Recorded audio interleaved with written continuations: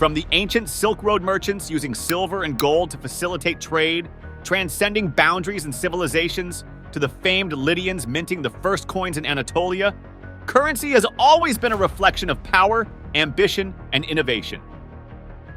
Today, in our sophisticated, interwoven global economies, the concept of a unified currency remains as tantalizing as it is contentious.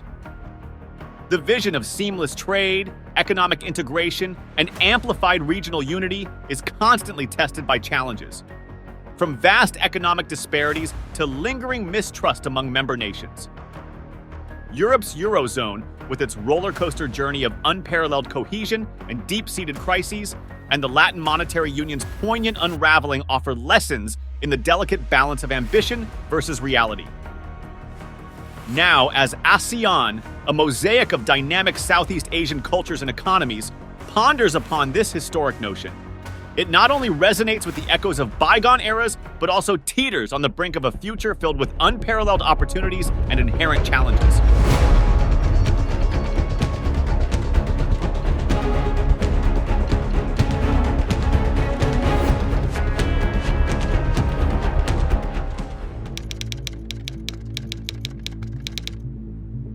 The historical tapestry of monetary unions offers profound insights into the potential for financial stability and integration. One notable example is the 19th century Latin Monetary Union, LMU. Envisioned as a mechanism to synchronize currency exchange, the LMU incorporated nations like France, Belgium, Italy, and Switzerland. By aligning their currencies to a gold standard, these countries aim to streamline cross-border trade, presenting a promising picture of sturdy financial stability. Fast forward to the close of the 20th century, and we witness another monumental step in monetary cohesion with the introduction of the euro in 1999. The European Central Bank's research underscores the euro's transformative impact, noting an impressive 80% reduction in exchange rate volatility within the euro area. But this isn't just a statistical highlight. It signals a rejuvenated commercial landscape, one that's more welcoming to cross-border ventures and innovations. Beyond these immediate benefits, the broader implications of monetary unions are worth contemplating. Both the LMU of yesteryears and the more contemporary Eurozone have served as beacons, demonstrating the multifaceted advantages of currency integration. For instance, the Scandinavian Monetary Union, another example from history, echoed similar promises. These unions haven't merely facilitated easier trade. They've catalyzed economic growth, job opportunities, and offered a shield against financial irregularities. The idea of a single currency within ASEAN could usher in a new era of trade and economic integration, mirroring the successes observed in other regions. Sekali lagi kami tekankan yang perlu diingat sebenarnya tujuan dari local currency transaction ini adalah untuk menciptakan suatu instrumen dalam diversifikasi penggunaan mata uang di dalam transaksi ekonomi. Historical and contemporary evidence underscores the potential of shared currencies to redefine regional economic dynamics and enhance trade collaborations. Before we dive deeper, consider joining our creative journey on Patreon. Your support amplifies our mission to deliver top-notch content. Now, let's get back to our discussion. Taking a cue from the Eurozone provides insightful lessons. Post-adoption of the euro, intra-regional trade surged by a significant 50% within just 5 years. Such growth was not serendipitous. It was strategically catalyzed by the elimination of exchange rate risks, marked reduction in transaction costs, and the rejuvenated confidence of businesses buoyed by the newfound economic stability. The transition to a unified currency in Europe streamlined trade, making it more efficient and predictable. Similarly, in West Africa, the CFA franc, linked to the euro, has played a transformative role. Adopted by 8 nations, this currency strategy, which combines shared monetary usage with an external peg, resulted in heightened stability and appeal to both businesses and investors. A tangible outcome of this strategy was revealed in a study by the African Development Bank, attributing a 30% increase in trade within West Africa to the CFA franc. The Caribbean's adoption of the East Caribbean dollar tells a comparable story. This shared currency, employed by 8 nations, saw regional trade flourish with a growth of 20%, as highlighted by data from the Caribbean Development Bank.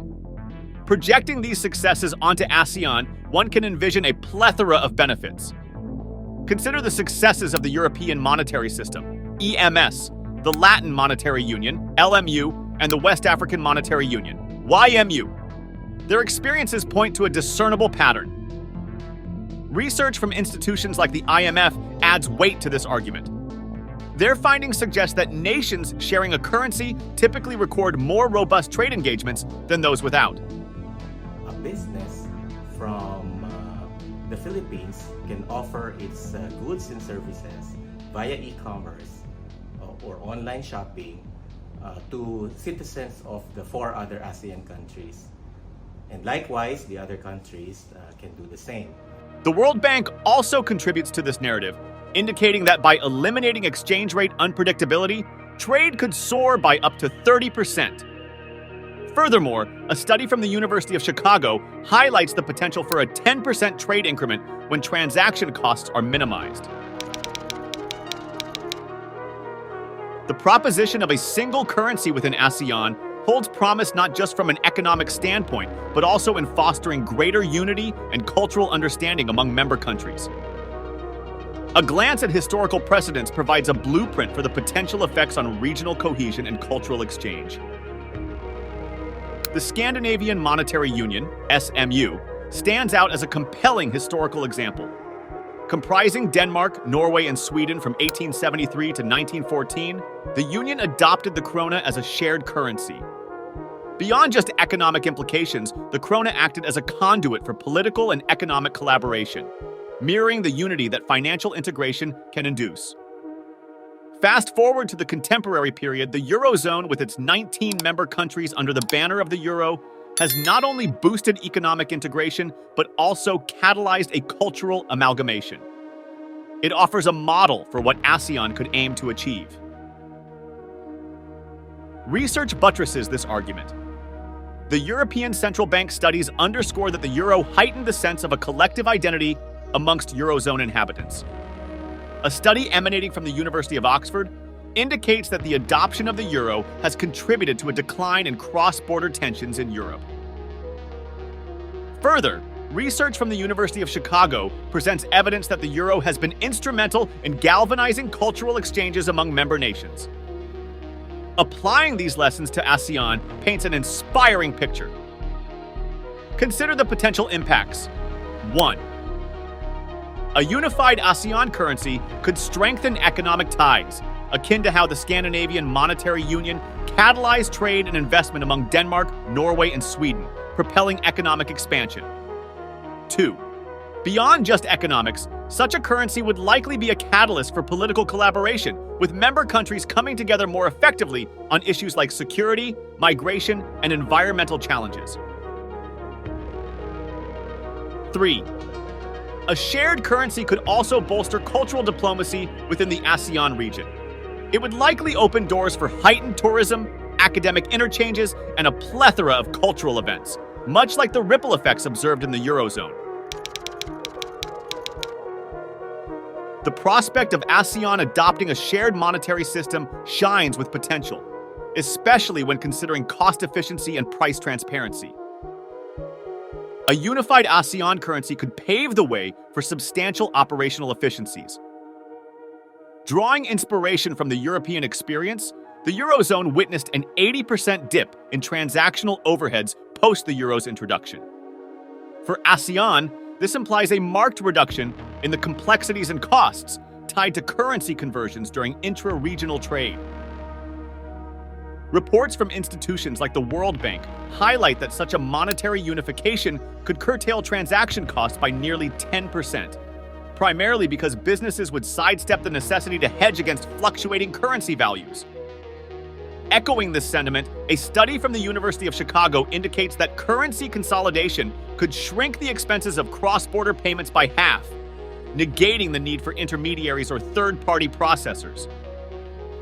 Venturing beyond just cost efficiencies, a united currency would offer the boon of price transparency across the ASEAN region. Drawing parallels with the East African experience, the East African shilling, used by countries including Kenya and Tanzania, played a pivotal role in instituting a stabilized and uniform pricing framework. This kind of harmonization in ASEAN would empower businesses with predictable pricing mechanisms, fostering easier trade. Consumers, on the other hand, would stand to benefit from a wider array of choices at consistent prices. Analogous to the euro's impact in Europe, ASEAN's unified currency would likely lead to businesses setting standardized prices, facilitating consumers in making cross-border price comparisons with ease. We don't want outsiders to interfere, right? We don't want the United States or Europe to tell us what to do. But we have to do something. We have to be courageous enough to try and resolve this. In the discourse of establishing a unified ASEAN currency, a critical challenge that emerges is the potential loss of individual monetary sovereignty. Central to this debate is the observation that in embracing a shared currency, member nations could potentially cede control over their unique monetary levers to a centralized entity, mirroring the trajectory seen in the Eurozone. Monetary sovereignty encompasses the authority for nations to set independent monetary policies, control interest rates, and adjust the money supply based on their specific economic needs.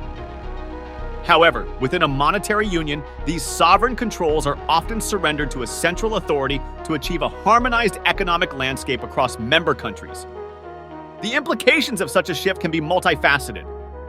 For instance, should an ASEAN nation confront economic challenges such as a surge in unemployment, its traditional recourse of adjusting interest rates to stimulate domestic economic activity might be rendered infeasible if the collective stance of the monetary union does not align with its individual needs. Reflecting on historical episodes offers insight. In the Eurozone, Greece's predicament post the 2008 economic downturn showcases the complexities of lost monetary sovereignty. Besieged by a contracting economy and rising unemployment, the Greek administration sought to adopt accommodative monetary policies, like cutting interest rates. However, constrained by the Eurozone's collective monetary policy stance, Greece found its hands tied, resulting in a protracted economic malaise. Outside of Europe, Argentina's 1991 decision to peg the peso to the US dollar is illustrative. Stripped of its ability to manage its money supply due to this peg, Argentina faced an economic meltdown in 2001. Unable to devalue the peso due to its link to the dollar, it witnessed hyperinflation and a banking debacle. And Brazil and Argentina are aiming for greater economic integration, including development of a common currency. The idea of a unified ASEAN currency offers numerous potential benefits, from fostering trade to amplifying the region's global economic clout. However, the intricate challenge that lies beneath is navigating the stark economic disparities that characterize the member nations. Drawing parallels from history, both the Economic Community of West African States, ECOWAS, and the Central African Economic and Monetary Community, CEMAC, serve as exemplars of the potential hurdles.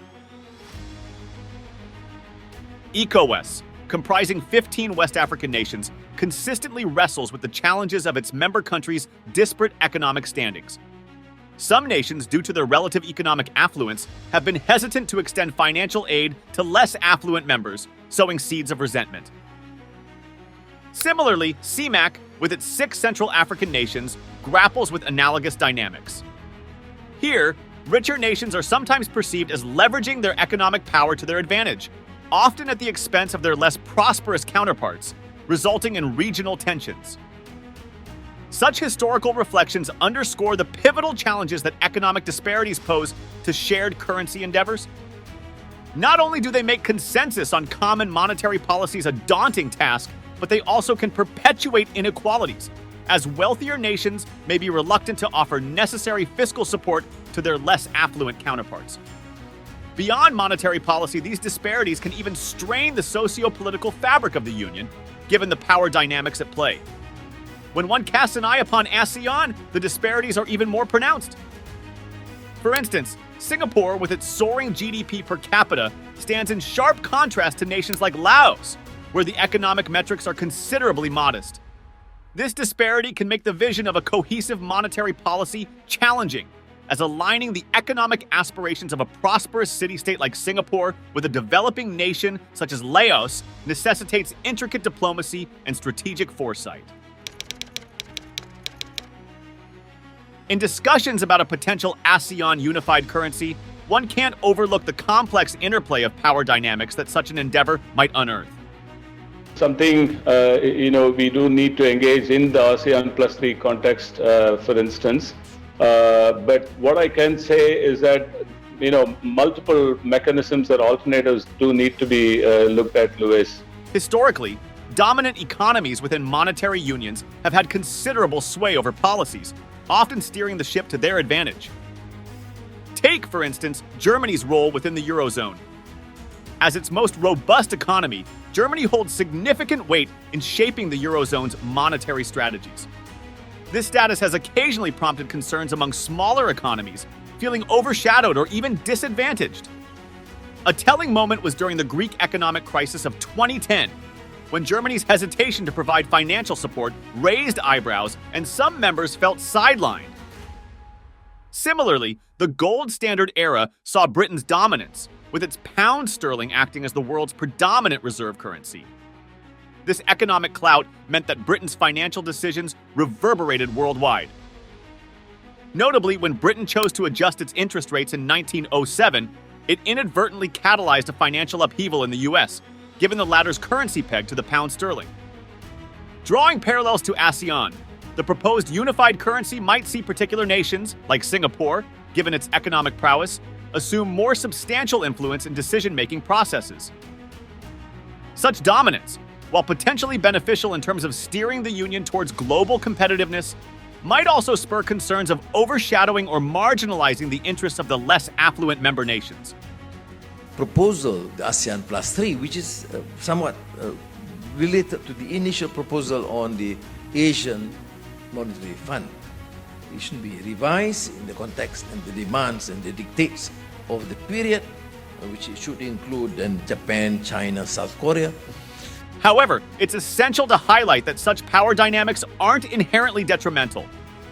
A strong nation can channel its influence towards fostering unity and supporting less economically robust members, much like Germany, eventually extending financial aid during the Eurozone crisis. The Europeans have asked themselves very seriously whether they should have gone into a single currency, and if you took a purely economic view of it, the answer probably was no, but they had other reasons for doing it. Venturing beyond the well-trodden narratives of Europe, the Latin Monetary Union, LMU, offers a poignant lesson for the proposed ASEAN unified currency. Established in 1865, the LMU, which included nations such as France, Italy, Belgium, Switzerland, and Greece, aimed to create a robust monetary system where member states would peg their currencies to a shared gold standard. Its journey and eventual dissolution underscore the immense challenges that can arise in monetary unions, especially when there's a lack of political and economic harmonization. The LMU grappled with several notable challenges. Firstly, member states had differing fiscal approaches. For instance, while France was grappling with a budget deficit, Italy was boasting a surplus. Secondly, there was a marked difference in the economic health of member countries. More economically advanced nations like France were on a different developmental plane compared to others like Italy. Thirdly, and perhaps most critically, there was a glaring absence of strong political integration among member nations. This made it challenging to navigate the complexities and reach consensus on pressing monetary issues. Delving deeper into the LMU's challenges, there were specific operational issues that further strained the union. Even though all members were tied to a common gold standard, they had the leeway to maintain exchange rates within specific bands. This system inadvertently paved the way for arbitrage as market entities tried to capitalize on exchange rate variations. Furthermore, while there was talk of a shared central bank, countries continued to issue their distinctive banknotes. This naturally bred skepticism among investors, leading to questions about the real valuation of banknotes from one country to another.